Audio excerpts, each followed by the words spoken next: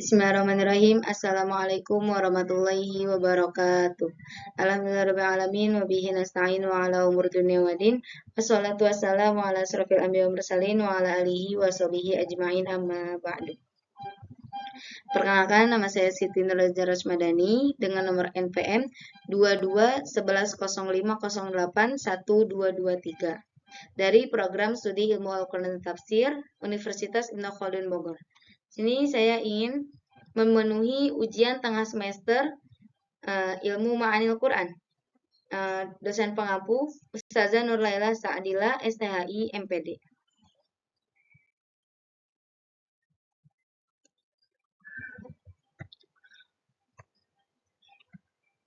Ada 3 pembahasan yang akan saya bahas. Yang pertama itu ijaz, yang kedua idnab, dan yang ketiga musawah.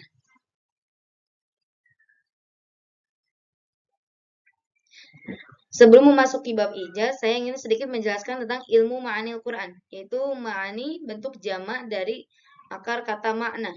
Ya, secara bahasa yaitu maksud, arti, atau menahan. Nah, secara istilah yaitu ilmu untuk mengetahui hal ihwal lafaz bahasa Arab yang sesuai dengan tuntunan situasi dan kondisi atau hal ihwal.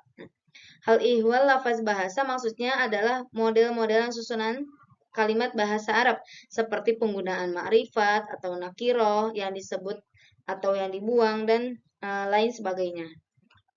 Yang kedua itu situasi dan kondisi mukhatab, seperti keadaan kosong dari informasi itu atau ragu-ragu atau mengingkari informasi tersebut. Adapun ilmu ma'ani secara istilah,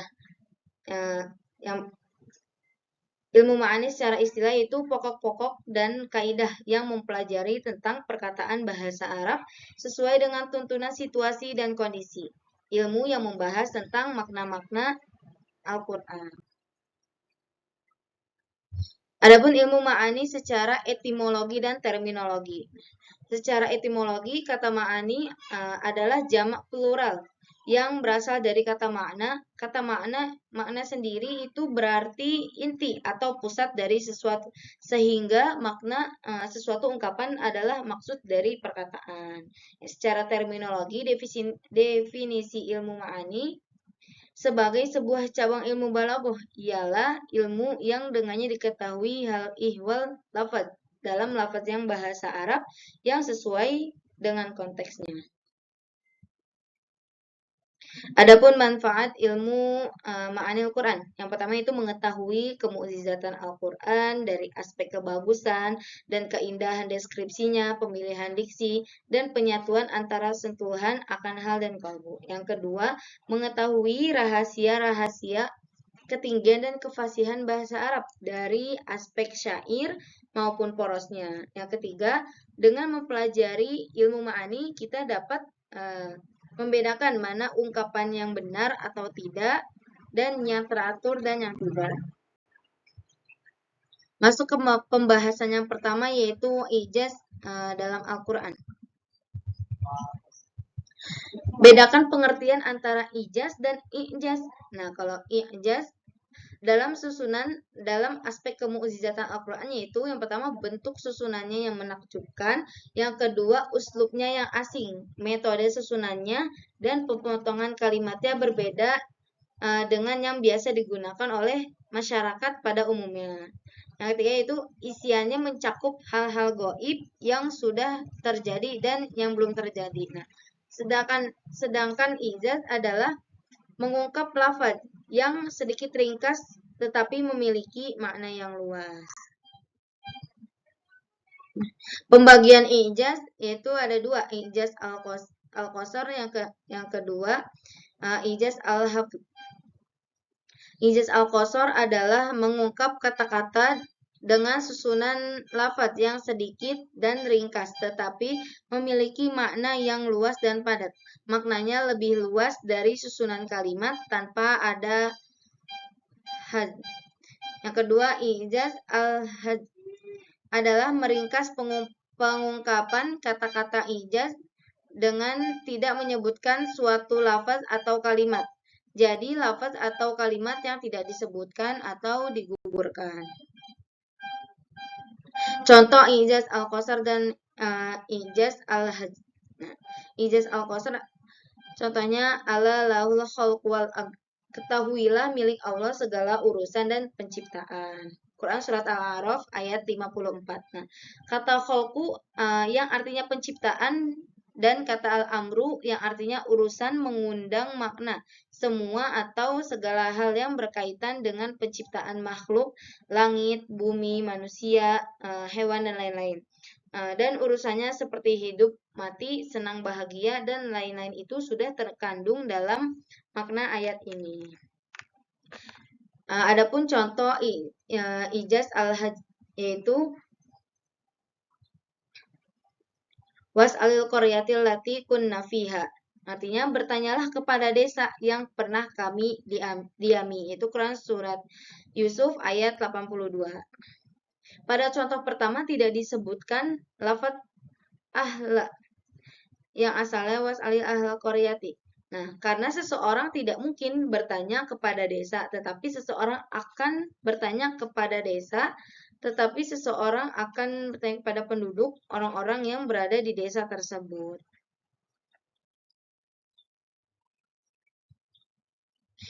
Masuk pembahasan yang kedua yaitu idnab dalam Al-Quran. Apa itu idnab? Idnab adalah ungkapan yang sangat panjang dari makna yang sangat pendek karena adanya tujuan seperti menguatkan, mengokohkan makna, menetapkan serta memperjelas pengertian. Adapun i'nab terbagi menjadi 9. Yang pertama itu penyebutan lafaz yang khusus setelah lafaz yang umum. Yang kedua, penyebutan lafaz umum setelah lafaz yang khusus. Kebalikan dari yang nomor 1. Yang ketiga, penjelasan setelah ada kesamaran. Yang keempat, pengulangan takbir. Yang kelima, i'tirad. Yang keenam, igol. Yang ketujuh, tazyil. Yang kedelapan, ihtiros. Yang kesembilan, tatmim. Yang pertama itu penyebutan lafaz yang khusus setelah lafaz yang umum. Contoh suratnya hafidhu ala sholati was sholatil wusta, yang artinya peliharalah segala sholatmu dan peliharalah sholat wusta, itu maksudnya sholat asar. Quran surat Al-Baqarah ayat 238. Ayat ini dimaksudkan untuk mengingatkan bahwa sesuatu yang khusus, sholat wusta, lebih utama daripada yang umum, yaitu sholawat. Sehingga keduanya memiliki ungkapan yang berbeda dan seakan-akan merupakan sesuatu yang lain dari sebelumnya. Yang kedua, penyebutan lafaz umum setelah lafaz yang khusus. Dapat mencakup seluruh isi afrodnya dan menganggap penting bahwa lafaz yang khusus karena disebut 2 kali dalam bentuk umum setelah sebelumnya dalam bentuk khusus. Nah, seperti firman Rabbighfirli wali walidayya waliman dakhala baitiya mu'minan wal mu'minina wal mu'minat, yang artinya ya Tuhanku, ampunilah aku, ibu bapakku, orang yang masuk ke rumahku dengan beriman dan semua orang yang beriman, laki-laki dan perempuan. Quran surat Nuh ayat 28. Adapun yang ketiga itu penjelasan setelah adanya kesamaran. Untuk memantapkan berita pada hati pendengar, karena telah disebutkan 2 kali. Pertama dalam bentuk yang samar dan global. Yang kedua dengan bentuk yang jelas dan terinci seperti dalam firman Allah. A'udzubillahi minasyaitonirrajim. Bismillahirrahmanirrahim. Ya ayyuhalladzina amanu hal adullukum ala tijaratin tunjikum min azabin alim.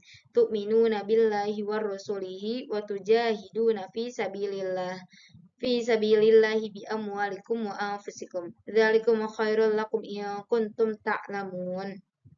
Artinya, hai orang-orang yang beriman, sukakah kamu kutunjukkan suatu perniagaan yang dapat menyelamatkan kamu dari azab yang pedih, yaitu kamu beriman kepada Allah dan Rasul-Nya, dan berjihad di jalan Allah, dengan harta dan jiwamu. Quran surat As-Saff ayat 10 sampai 11. Nah, masuk ke yang keempat yaitu pengulangan takbir. Ya, pengulangan takbir ada 4. Yang pertama itu menguatkan dan memantapkan sesuatu pada hati pendengar agar timbul rasa takut. Seperti firman Allah, "Kalla saufa ta'lamun, tsumma kalla saufa ta'lamun." Janganlah begitu. Artinya janganlah begitu. Kelak kamu akan mengetahui perbuatan itu, dan janganlah begitu. Kelak kamu akan mengetahui. Quran surat At-Takasur ayat 3 sampai 4. Pengulangan takbir yang kedua itu untuk menjaga agar tidak putus karena ada pemisah yang panjang. Seperti firman Allah, idza qala Yusufu li abihi ya abati inni ra'aitu ahada asyara kawkaban wasyamsa wal qamara ra'aituhum li sajidin. Artinya, wahai ayahku, sesungguhnya aku bermimpi melihat 11 buah bintang, matahari dan bulan. Kulihat semuanya sujud kepadaku. Quran surat Yusuf ayat 4. Pengulangan kata itu bertujuan untuk menjaga agar tidak terputus karena adanya pemisah yang panjang. Ra'aituhum li sajidin.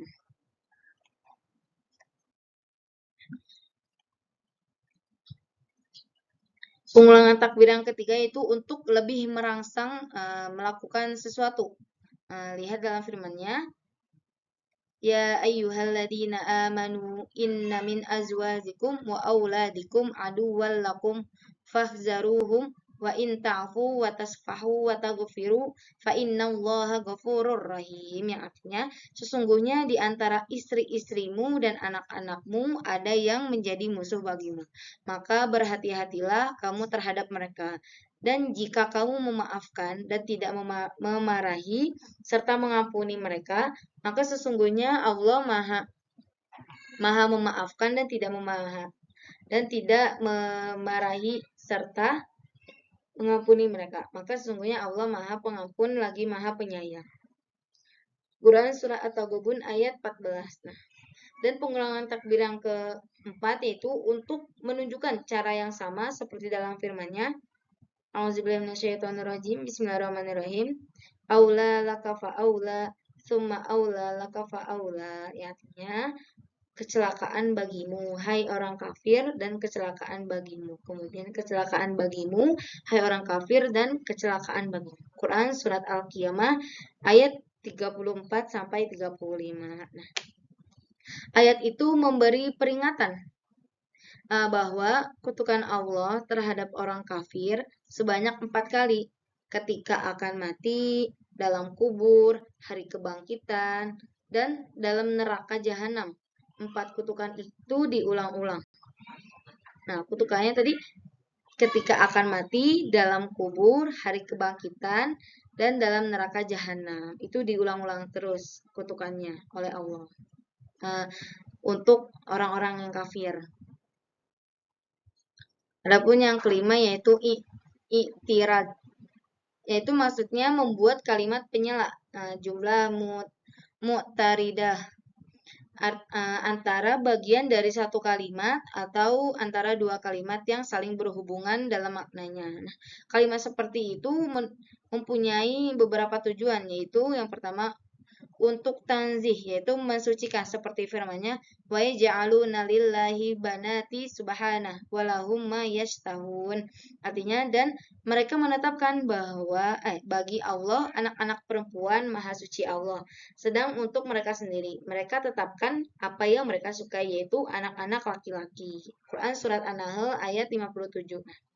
Lafaz subhanah adalah kalimat penyela, jumlah mu'taridah yang dimaksudkan untuk mensucikan Allah dari ketetapan orang kafir.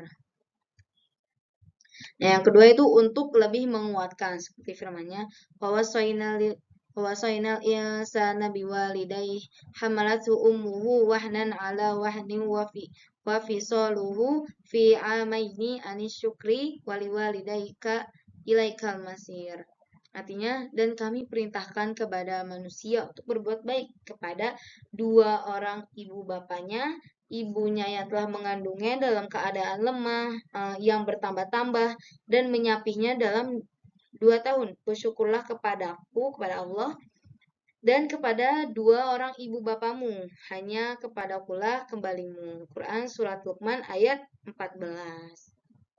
Nah, untuk yang ketiga, yaitu untuk menunjukkan dahsyatnya peristiwa, seperti firman-Nya yang kedudukan sebagai kalimat penyela. Jumlah mu'taridah antara ayat 75 dengan 77 tentang kemuliaan Al-Quran. Itu wa innahu laqasamul law ta'lamuna azim. Artinya, sesungguhnya sumpah itu adalah sumpah yang besar kalau kamu mengetahui. Quran surat Al-Waqiah ayat 76. Adapun yang keenam yaitu igol, yaitu mengakhiri kalimat suatu lafaz untuk maksud tertentu, padahal makna kalimat itu sendiri telah sempurna tanpa lafaz itu. Tujuan itu seperti mubalaghah atau lebih menguatkan. Yang ketujuh yaitu tazil, yaitu mengiringi suatu kalimat dengan kalimat lain untuk menguatkan apa yang tersurat, itu mantuk, atau yang tersirat mafhum dari kalimat pertama. Nah, dalam hal ini ada dua macam, yaitu yang pertama berlaku seperti kalimat perumpamaan, kalam masal, kalam pengertiannya yang berdiri sendiri. Yang kedua yaitu tidak berlaku pada kalimat perumpamaan, kalam masal, karena pengertiannya berhubungan dengan kalimat sebelumnya. Yang pertama itu pengertiannya berdiri sendiri, yang kedua pengertiannya berhubungan dengan kalimat sebelumnya. Yang kedepannya itu ikhtiras atau takmil, yaitu menghadirkan suatu kalimat untuk menghindari timbulnya salah faham terhadap pengertian yang dimaksud sebenarnya, seperti firman Allah Quran Surat Al-Maidah ayat 54. Adapun yang terakhir yaitu tatmim, yang ke-9, yaitu mendatangkan ma'ful hal dan jar majrur adalah pada suatu kalimat yang tidak mengandung kesalahpahaman untuk mencapai maksud tertentu seperti mubalaghah. Lihat firman Allah. Adapun yang ketiga, pembahasan yang terakhir yaitu musawah. Nah, definisi musawah itu menurut Kamus Balaghah Al-Mu'jam Al-Mufassal fi Ulumil Balaghah, fi'il sawa yang artinya dengan fi'il sawa syai'. Maksudnya adalah menjadikan sesuatu menjadi sama. Sedangkan menurut Kamus Al-Wasit, maksudnya adalah menjadikan keduanya sama atau sepadan. Secara istilah yang dimaksud dengan al-musawah adalah mengungkapkan kata-kata sesuai antara lafaz dan maknanya, tidak lebih dan tidak kurang. Jika salah satu dari suatu lafaz dalam kalimat tersebut dikurangi atau dibuang atau tidak disebutkan, maka akan mengurangi maknanya. Adapun posisi musawah yaitu di dalam ranah balaghiyah, posisi al-musawah berada pada tingkatan di mana seseorang menyampaikan sebuah ungkapan sesuai dengan inti pokok makna, yaitu makna asal yang dimaksud. Maksudnya adalah menyetarakan antara ungkapan dengan pokok pikiran asal yang dimaksud. Nah, maka dari itu adalah tingkatan al-musawah. Mutakalim tidak akan merubah ungkapannya, baik dengan cara mengurangi atau menambahi makna asal yang ia maksud atau sebaliknya. Ungkapan dengan gaya al-musawah biasanya yang digunakan pada hal-hal berikut. Yang pertama ada naskah-naskah keilmuan, yang kedua naskah-naskah hukum syariat, yang ketiga teks perjanjian antar negara, yang keempat maksud yang memuat ketetapan resmi, yang kelima penjelasan hukum agama, yang keenam penjelasan tentang hak dan kewajiban. Nah, contoh musawah yaitu pada Quran surat Al-Baqarah ayat 111, 110 maaf. Quran surat Al-Baqarah ayat 110. A'udzubillahi minasyaitonirrajim. Bismillahirrahmanirrahim. Wa ma tuqaddimu li anfusikum min khairin tajiduhu indallah. Artinya, apa yang kalian perbuat untuk diri kalian berupa kebaikan, niscaya kalian akan mendapat pahala di sisi Allah. Adapun contoh dari sabda Nabi SAW, al-halu bayyinun wal haramu bayyinun wa bainahuma musyabbihat. Artinya halal sudah jelas terlihat, haram sudah jelas terlihat, dan di antara keduanya adalah mutasyabihat. Nah, semua contoh yang di samping tadi disebutkan, Quran surat Al-Baqarah ayat 111 dan hadis Nabi, itu adalah al-musawatu, persamaan susunan makna dengan kalimat. Sehingga kalau salah satu dari susunan kalimat digugurkan, maka akan merusak makna kalimat tersebut. Nah, bila kita perhatikan contoh di atas, kita dapatkan bahwa kata-kata disusun sesuai dengan makna yang dikehendaki. Dan seandainya kita tambahi satu kata saja, niscaya tampak ada kelebihan. Bila kita